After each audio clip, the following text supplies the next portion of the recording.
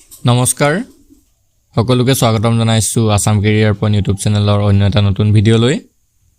বন্ধুসকল আজিৰ এই ভিডিঅ'টিত আমি আপোনালোকৰ আগন্তুক অনুষ্ঠিত হ'ব লগা এডিআৰই গ্ৰেড 3 বা গ্ৰেড 4 পৰীক্ষাৰ বাবে সহায়ক হোৱাকৈ গণিতৰ আন এটা নতুন ভিডিঅ' লৈ আহিছো এই ভিডিঅ'টিত আমি সিম্পল ইন্টাৰেষ্টৰ কিছুমান অতিকৈ গুৰুত্বপূৰ্ণ প্ৰশ্ন আলোচনা কৰিম আৰু বেসিক লেভেলৰ পৰা আমি কোৱেশ্যনসমূহ ডিসকাস কৰিম আৰু কিছুমান হাই লেভেলৰ কোৱেশ্যনো ডিসকাস কৰিম তো আজিৰ এই ভিডিঅ'টো যদি আপোনালোকে প্ৰথমৰ পৰা শেষলৈকে ভালদৰে চাই তেহলে সিম্পল ইন্টাৰেষ্টৰ যেনেকুৱা ধৰণৰ প্ৰশ্ন আপোনালোকৰ পৰীক্ষাত নাহক কিয় সব আপোনালোকে সলভ কৰি থৈব পাৰিব তো বলক দেৰি নকৰাকৈ কোৱেশ্যনসমূহ ডিসকাস কৰো প্ৰথম কোৱেশ্যনটো কি দিছে চাওক বছৰি 7% হৰল হুতত 7000 টকাৰ 3 বছৰৰ হুত কিমান হ'ব তো চাওক আমি সিম্পল ইন্টাৰেষ্ট কৰিবলৈ যাওঁতে এটা সূত্ৰ সদায় মনত ৰাখিব তো ইয়াতে আমাক যদি কি উলিয়াব দিছে চাওক 7% হৰল হুতত 7000 টকাৰ 3 বছৰৰ হুত উলিয়াব দিছে তো হুতটো যদি আমি উলিয়াবলৈ যাওঁ সিম্পল ইন্টাৰেষ্টটো যদি উলিয়াবলৈ যাওঁ এটা সূত্ৰ আপোনালোকে মনত ৰাখিব লাগিব সিম্পল ইন্টাৰেষ্টৰ এটা আপোনালোকৰ সূত্ৰ আছে এটো সবতকে মোস্ট ইম্পৰ্টেন্ট সূত্ৰ হয় সূত্ৰটো হৈছে এসআই মানে সিম্পল ইন্টাৰেষ্ট এসআই ইকুৱেল কি P R T divided by 100 PRT divided by 100 তো যিসকলে নাজানে তেওঁলোকক কৈ দিছো আমি P মানে হৈছে মূলধন তো ইয়াতে মূলধনটো হৈছে 7000 P টো আমি কি লিখিব পাৰো P মানে হৈছে মূলধন তাৰ পিছতে R মানে হৈছে ৰেট অফ ইন্টাৰেষ্ট R মানে হৈছে হুতৰ হাৰ R মানে হৈছে হুতৰ হাৰ আৰু T মানে হৈছে সময় T মানে হৈছে সময় কিমান সময় দিয়া থাকিব এটা আপোনালোকে চাব লাগিব তো simple SI PRT divided by 100 এই সূত্ৰটো যদি আপোনালোকে মনত ৰাখে তেতিয়াহলে আপোনালোকে সিম্পল ইন্টাৰেষ্টৰ প্ৰশ্নবিলাক কৰিব পাৰিব আৰু কিছুমান শৰ্ট ট্ৰিক্স কৈ যাম লগতে চাই যাব তো ইয়াতে আমি প্ৰথম কোৱেশ্যনটোত যদি আমি বহুৱাও কি দিছে সিম্পল ইন্টাৰেষ্টে উলিয়াব দিছে তো SI আমি কি পাইছিলো PRT তো ইয়াতে আমি P কি পাইছো 7000 R পাইছো আমি 7% আৰু T পাইছো আমি 3 বছৰ তো এইটা বহুৱাই দিও 7 আৰু তলত আছিল 100 7000 পূৰণ 7 পূৰণ 3 আৰু তলত কিমান 100 ইয়াত যদি আমি 00 কাটি দিও দুটা 0 কাটি যাবগে থাকি গল 70 পূৰণ 7 পূৰণ 3 আৰু 7 3 21 তো 70 পূৰণ 21 হৈ গল আৰু তাক যদি পূৰণ কৰো 7 গুণ 7 7 দুগুণ 14 আৰু এটা 0 বহিব তো 1470 অৰ্থাৎ 1470 হৈ যাব আমাৰ সিম্পল ইন্টাৰেষ্ট কোনটো অপচন আছে চাওক অপচন সি টো হৈ যাব শুদ্ধ উত্তৰ অপচন সি টো হৈ গল শুদ্ধ উত্তৰ তো এটো আছিল একেবাৰে সিম্পল কোৱেশ্যন এতিয়া আমি নেক্সট কোৱেশ্যনটো আগবঢ়ো কি দিছে চাওক বছৰি 6% হৰল হুতত 5 বছৰ পিছত কোনো টকাৰ হুত যদি 900 টকা হয় তেতিয়া মূলধন কিমান হ'ব সূত্ৰ একেটাই থাকিব ইয়াত কিন্তু আমাক উলিয়াব দিছে কি মূলধন উলিয়াব দিছে এবাৰ মূলধনটো দি থোৱা নাই আমাক উলিয়াব দিছে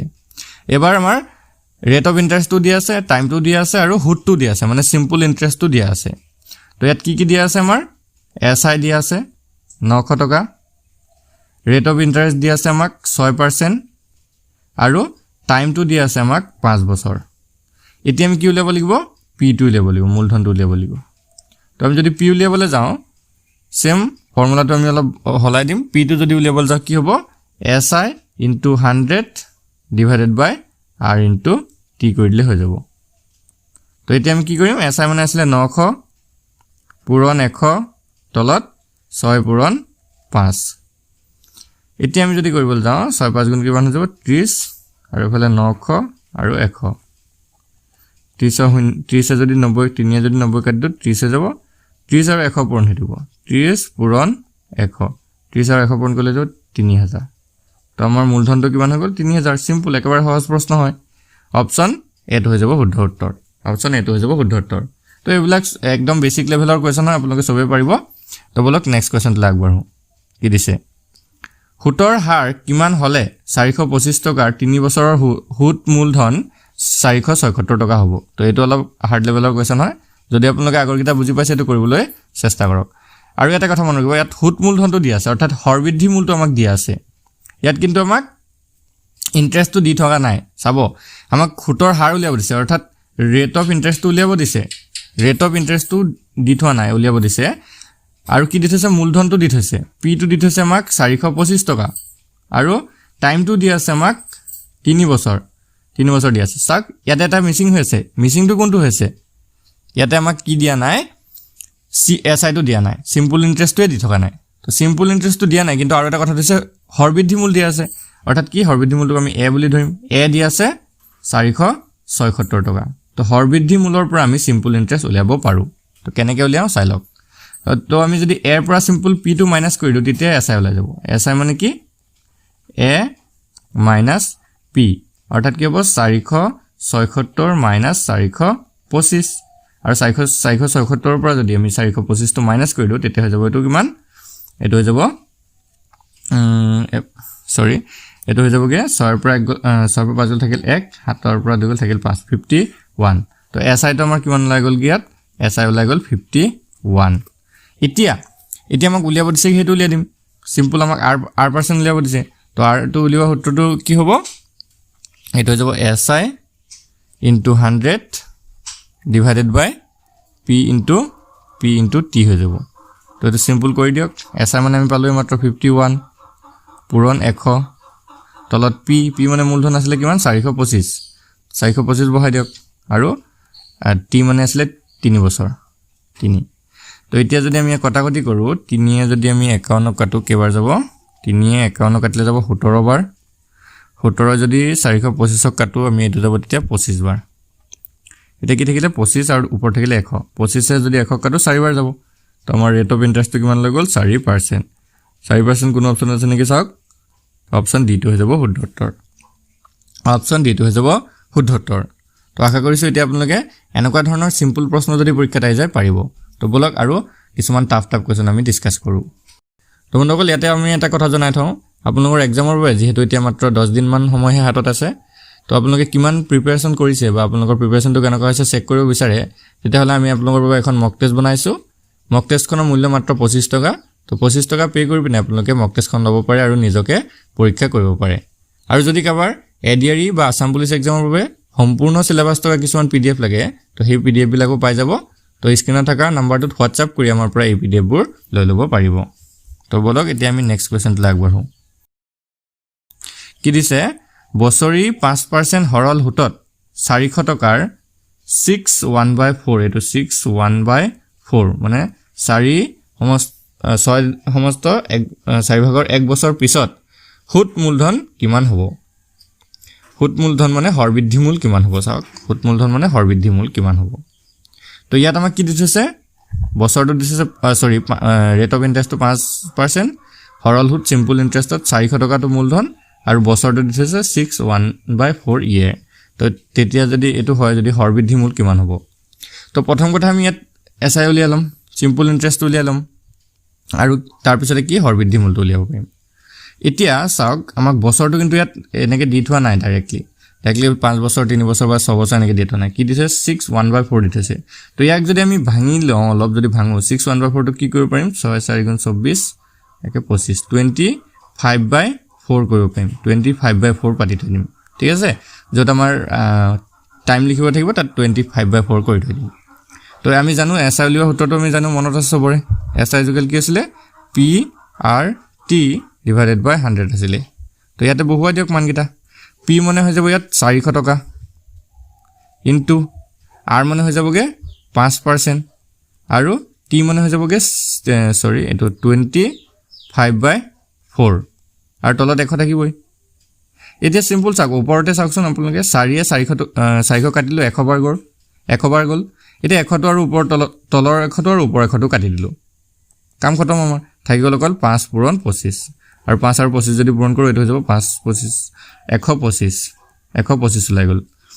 তো চাওক অপচনৰ কিন্তু 125 না আৰু এটো এতিয়ালৈকে উত্তৰ ওলোৱাও নাই 125 টো আমাৰ অকল সিম্পল ইন্টাৰেস্ট হে ওলালে SI টো হে ওলালে আমাক উলিয়াব দিছে এবাৰ মূলধনটো উলিয়াব দিছে হৰবৃদ্ধি মূল উলিয়াব দিছে তো হৰবৃদ্ধি মূল মানে কি চাওক হৰবৃদ্ধি মূল মানে আছিল কি অলপ আগতে মই কৈছিলো আপোনালোকৰ যদি মনত আছে হৰবৃদ্ধি মূলটো হৈছে a আৰু a টো কেনেকৈ উলিয়ায় এটো p প্লাস SI কৰি পিনে উলিয়ায় মানে যেটো মূলধন থাকিব তাৰ লগত সিম্পল ইন্টাৰেস্টটো প্লাস কৰি দিম তো ইয়াত আছিল 400 আৰু এমাত্ৰ আমি সিম্পল ইন্টাৰেস্ট উলিয়ালো 125 400 আৰু 125 যোগ কৰিলে যাব 400 কে 525 টো হৈ যাব আমাৰ কাৰেক্ট আনসাৰ কোনটো অপচন আছে চাওক অপচন বি টো হৈ যাব শুদ্ধ উত্তৰ অপচন বি টো হৈ গল শুদ্ধ উত্তৰ তো বন্ধুসকল আশা কৰিছো এতিয়া আপোনালোকে এনে ধৰণৰ প্ৰশ্নসমূহ কৰি থৈব পাৰিব তো বলক নেক্সট কোৱেশ্চন লাগব কি দিছে কি দিছে চাওক এজন ব্যক্তি বেংকত 5% সৰল সুতত 2400 টকা জমা ৰাখিলে সেই টকাৰ পৰা 3000 টকা দি এটা বস্তু কিনিবলৈ ব্যক্তিজনৰ কিমান বছৰ অপেক্ষা কৰিব লাগিব কি কৈছে চাওক কোনো এজন ব্যক্তিয়ে 5% সৰল সুতত বেংক এটাত 2400 টকা জমা ৰাখে কেই টকা জমা ৰাখে 2400 টকা তো সেই টকাৰ পৰা 3000 টকাৰ বস্তু এটা কিনিবলৈ হলে তেওঁ কিমান দিন অপেক্ষা কৰিব লাগিব এটা 2400 টকাটো 3000 টকা কেতিয়া হ'ব তো তাতে যদি আমাৰ ইন্টাৰেষ্ট পাই তেতিয়া হ'ব 2400 টকাৰ পৰা কিমান টকা ইন্টাৰেষ্ট পালে 3000 টকা হ'ব চাওক তো আমি সিম্পল ইন্টাৰেষ্টটো উলিয়াই লম ইয়াত এসআই টো উলিয়াই লম এসআই টো কেনেকৈ উলিয়াব 3000 ৰ পৰা 2400 টো মাইনাস কৰি দিয়ক 3000 মাইনাস 2400 3000 ৰ পৰা 2400 যদি মাইনাস কৰে 600 হৈ যাব ইয়াত সিম্পল ইন্টাৰেষ্ট এসআই টো 600 হৈ গল আৰু আমাক আর টো দিয়া আছে 5% মূলধনটো আমাক ইয়াত দিয়া আছে মূলধনটো হৈছে 2400 এটা আমাক উলিয়াব দিছে কি টাইম কিমান টাইমত উলিয়াব পাৰিম মানে সৰি কিমান বছৰৰ পিছত তেও এই 3000 টকা দি বস্তুটো কিনিব পাৰিব টাইমটো উলিয়াব দিছে তো আমি আগৰ সূত্ৰটোৰ পৰা টাইমটো উলিয়াই লওঁ t ইকুৱেল কি হ'ব t ইকুৱেল হৈ যাবগে si * 100 ডিভাইডেড বাই p * r হৈ যাব তো si আমি উলিয়াই দিছে মাত্ৰ 600 আছিল si মানে 600 * 100 আৰু তলত p হ'ব 2400 আৰু r হৈ যাবগে 5 তো 600 পৰা দুটা শূন্য কাটিলে আৰু দুটা কাটিলে 6 24 যাব কেবাৰ 6 4 গুণ 24 আৰু 4 যদি আমি 100 কাটো এটো যাব 25 বাৰ আৰু 5 25 যাব 5 বাৰ তো কটাকটি থাকি আমাৰ কিমান থাকি গল অকল 5 থাকি গল তো t ইকুৱেল কিমান হৈ গল 5 তো 5 বছৰ হৈ লাগিব তেও 2400 টকা যদি 5% সৰল সুতত যদি বেংকত জমা থয় 3000 টকা হ'বলৈ 5 বছৰ সময় লাগিব তো কোনটো অপচন আছে চাওক অপচন ডি টো হৈ যাব শুদ্ধ উত্তৰ অপচন ডি টো হৈ যাব শুদ্ধ উত্তৰ তো বলক আৰু কিছুমান কোৱেশ্চন ডিসকাস কৰো নেক্সট কোৱেশ্চন আগবাঢ়ো কি দিছে এজন ব্যক্তিয়ে 2000 টকা বছৰি 4% সৰল সুতত এটা বেংকত জমা ৰাখিলে আৰু আনটো বেংকত 3000 টকা বছৰি 14% সৰল সুতত জমা ৰাখিলে সেই ব্যক্তিজনৰ মুঠৰ ওপৰত হাৰ কিমান হ'ব তো চাও কি কৈছে এনেকুৱা ধৰণৰ প্ৰশ্নবিলাক যদি পৰীক্ষাত আপোনালোকৰ আহে কি হ'ব কি হৈছে যদি কোনো ব্যক্তিয়ে তো মন ৰাখিব এটা সূত্ৰ আপোনালোকৰ আছে এনেকুৱা সিম্পল সূত্ৰ হয় যদি কোনো এজন ব্যক্তিয়ে p1 টকা r1% মন ৰাখিব p1 টকাটো যদি r1% সুতৰ হাৰত এটা বেংকত জমা ৰাখে আৰু p2 টকা r2 সুতত মানে r2 সৰল সুতৰ হাৰত যদি আৰু এটা বেংকত জমা ৰাখে তেতিয়া তেওঁৰ মুঠৰ ওপৰত হাৰটো কিমান হ'ব এটো এটা সূত্ৰ আছে চাওক মই আকৌ কৈ দিছো p1 টকাটো যদি r1 সৰল সুতৰ হাৰত এটা বেংকত জমা ৰাখে আৰু p2 টকা যদি r2 সৰল সুতত আৰু এটা বেংকত জমা ৰাখে সেই ক্ষেত্ৰত তেওঁৰ মুঠ মানে মুঠৰ ওপৰত হাৰ কিমান হ'ব হেতু লৈ এটা সূত্ৰ আছে সূত্ৰটো হৈছে এনেকুৱা p1 r1 plus p2 r2 divided by p1 plus p2 simple এটো সূত্ৰ হয় মনত ৰাখিব লিখিতক আপোনালোকে নোট ডাউন কৰি লওক তো এই সূত্ৰটো যদি আপোনালোকে ইয়াত ফৰ্মুলাটো ইয়াত ইউজ কৰি দিয়ে তেতিয়া আনসাৰটো ওলাই যাবগে তো ইয়াতে যদি আমি কৰিবলৈ যাওঁ এটো যদি আমি কৰিবলৈ যাওঁ কি কি দিয়া আছিল p1 মানে দিয়া আছে আমাৰ 2000 টকা তো আমি লিখি গৈছো একেবাৰতে 2000 পূৰণ r1 মানে আছিল 4 তো 2000 পূৰণ 4 প্লাস p2 মানে আছিল 3000 তো এটো লিখি গৈছো 3000 পূৰণ r2 মানে আছিল 14 আৰু তলত কি হ'ব p1 plus p2 মানে 2000 যোগ 3000 2000 যোগ 3000 এতিয়া যদি আমি পূৰণ কৰি দিও এটো হৈ যাব কি কিমান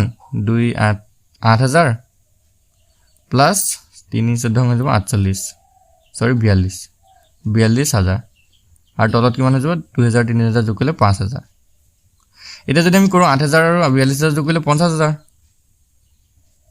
আৰু তলত 5000 তিনটা শূন্য কাটি দিলো থাকি গল কিমান 50 যদি 5 কাটো 5 10 গুণ 50 10 হৈ গল আমাৰ কিমান হৈ গল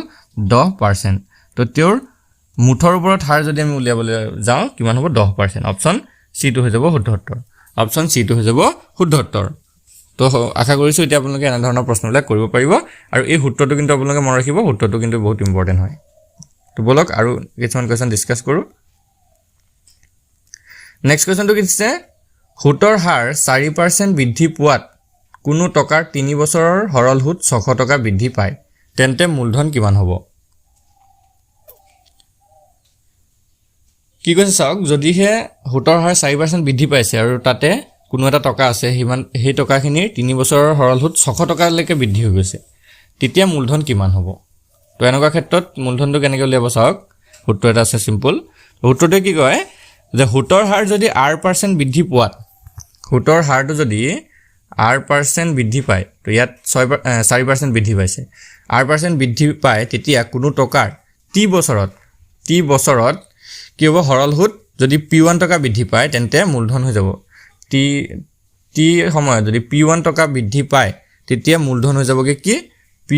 into 100 p into 100 divided by r into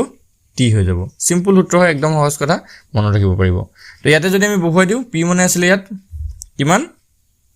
600 সৰি p1 হ'ব তো p1 মানে হৈ যাব 600 পূৰণ 100 তলত কি হ'ব r into t r মানে দিয়া আছিল 4 আৰু t আছিল দিয়া 3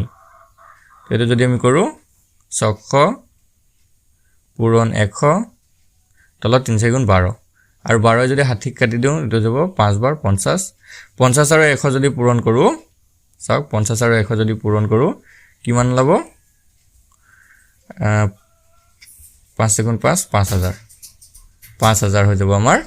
কারেক্ট आंसर কোনটো অপচন আছে চাওক অপচন বি টো হৈ যাব শুদ্ধ উত্তৰ অপচন বি টো হৈ যাব শুদ্ধ উত্তৰ তো একদম সহজ আপোনালোকে এতিয়া কৰিব পাৰিব তো বলক আৰু কিছুমান কোৱেশ্চন চাও নেক্সট কোৱেশ্চনটো কি দিছে কিমান সময়ত 3% বাৰ্ষিক হাৰত 8000 টকাৰ সৰল সুত 5 বছৰৰ ভিতৰত 4% বাৰ্ষিক হাৰত 6000 টকাৰ সৰল সুতৰ সৈতে একে হ'ব কি কৈছে চাওক কিমান সময়ত টাইম এটা উলিয়াব দিছে কিমান সময়ত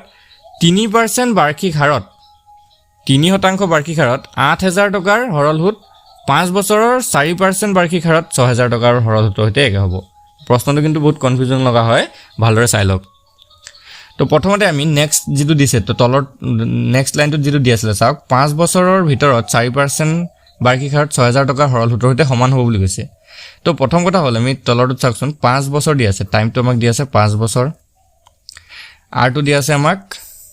4% আৰু p টো দি আছে 6000 টকা মই তলৰটো নেক্সটটোহে কৈ আছো দে ওপৰত পিছত যাম আমি তো p টো দি আছে আমাক কিমান 6000 টকা এতিয়া আমি ইয়াত si টো উলিয়াম প্ৰথম কথা হ'ল ইয়াত si টো কাৰণ কৈছে নহয় a টোৰ যেটো si হ'ব ন হেতু ওপৰটোৰ সৈতে সমান হ'ব তো ইয়াৰ si টো আমি উলিয়াম ইয়াত যদি আমি si উলিয়াবলৈ যাওঁ কিমান হ'ব সিম্পল prt divided by 100 কৰি দিম তো এটো হৈ যাব কি কিমান 5 পূৰণ 4 পূৰণ 6000 তো তলত এইকে পাতিছো আৰু তলত 100 0000 কাটি গল থাই গল কিমান 5 পূৰণ 4 পূৰণ 60 5 4 গুণ 20 আৰু ফলে 60 20 আৰু 60 যদি পূৰণ কৰো এটো হৈ যাব 6 গুণ 12 1200 তো চাওক তো সেকেন্ডত কিমান এসআই টো ওলাই গল আমাৰ 1200 টকা এতিয়া চাওক এতিয়া এটা কথা মন কৰিব এতিয়া আমি মেইন কোৱেশ্চনটো লাইম এতিয়া কি কৰিবলৈ কৈছিলে চাওক এতিয়া কৈছিলে যে কিমান সময়ত 3% বাৰ্ষিক হাৰত 8000 টকাৰ সৰল সুতটো এই 1200 টকা হ'ব 5 বছৰ এটো নাপঢ়ো আমি এতিয়া আমি 1200 টো উলিয়াই ললো যেতিয়া এতিয়া কৈছে যে 3 বছৰ বাৰ্ষিক হাৰত 8000 টকা সৰল সুত 1200 টকা হ'ব এতিয়া এসআই আমাৰ পালো আমি কি পাইছো আৰু এতিয়া আমি আগৰ কিটা দৰকাৰ নাই আগৰ pr আৰু t দৰকাৰ নাই তো এতিয়া আমি এসআই পালো এতিয়া p হ'ব ইয়াত 8000 হ'ব আৰু r হৈ যাব 3% উলিয়াব দিছে আমাক টাইমটো আমাক উলিয়াব দিছে তো সিম্পল টাইম উলিয়া সূত্ৰ আমি পাইছো টাইম উলিয়া সূত্ৰ আমি কৰি থৈছো টাইম উলিয়াৰ সূত্ৰটো হ'ব si into 100 divided by p into r এটো কৰি দিওক si আছিল 1200 তাৰ পিছতে 100 তলত p মানে আছিল 8000 আৰু r মানে আছিল 3 এতিয়া যদি 00 ডাবল কাটি দিও ইয়াত কাটি দিলো ইয়াত আৰু এটা 0 কাটিলো ইয়াতো এটা 0 কাটিলো তে 3 যদি 12 কাটো 4 বাৰ যাব 40 হৈ যাব এটো 40 r divided by 8 থাকিলে 8 40 যদি কাটো 8 5 গুণ 40 5 হৈ গল তো 5 বছৰ হৈ গল কি আমাৰ টাইম কোনটো অপচন আছে চাওক অপচন সি টো হৈ যাব শুদ্ধ উত্তৰ অপচন সি টো হৈ যাব শুদ্ধ উত্তৰ তো আশা কৰিছো এতিয়া আপোনালোকে সিম্পল ইন্টাৰেষ্টৰ যিকোনো ধৰণৰ প্ৰশ্ন পৰীক্ষাত আহিলে একদম কম সময়ত কৰি থৈ আহিব পাৰিব তো বন্ধুসকল ভিডিওটো যদি আপোনালোকৰ ভাল লাগিছে ভিডিওটো এটা লাইক কৰি দিব আৰু নিজৰ বন্ধু বান্ধৱীৰ সৈতে শ্বেয়াৰ কৰি দিব ধন্যবাদ